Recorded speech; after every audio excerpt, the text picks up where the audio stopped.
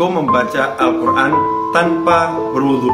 Ya, perlu dicermati dan perlu dipahami bahwasanya yang dilarang adalah memegang mushaf tanpa wudu. Kalau kita pegang mushaf, maka kita wajib dalam keadaan suci dari hadas besar maupun hadas kecil.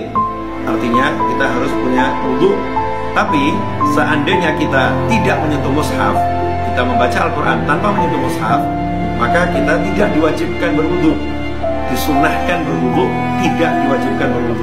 Sehingga seandainya seorang yang hafal Al-Quran atau hafal beberapa surat, yang baca surat atau ayat-ayat tersebut tanpa wudu, maka bacaannya mendapatkan pahala dari Allah Subhanahu wa Ta'ala.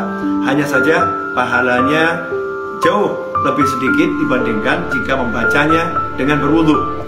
Akan tetapi kalau kita menyentuh mushaf, maka kita wajib dalam keadaan berwudu. Sehingga kalau kita pegang mushaf baca Al-Quran, wajib wudu. Tapi kalau tanpa menyentuh mushaf, maka kita tidak diwajibkan berwudu. Sebuah kebaikan kalau kita berwudu.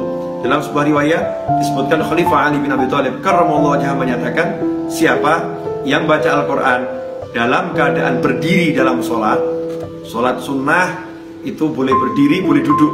Kalau sholat fardu wajib, maka bagi yang mampu wajib berdiri, yang nggak mampu boleh tidak dengan berdiri. Tapi kalau sholat sunnah, baik dia itu mampu maupun tidak mampu, tidak wajib berdiri. Sholat sunnah boleh dilakukan sambil duduk. Nah, kalau ada orang sholat sunnah kemudian dia berdiri, dia membaca Al-Quran, dia mendapatkan 100 kebaikan. Kalau dia dalam keadaan duduk dalam sholat sunnah, maka dia baca Al-Qurannya diskon 50%, pahalanya hanya 50 kebaikan.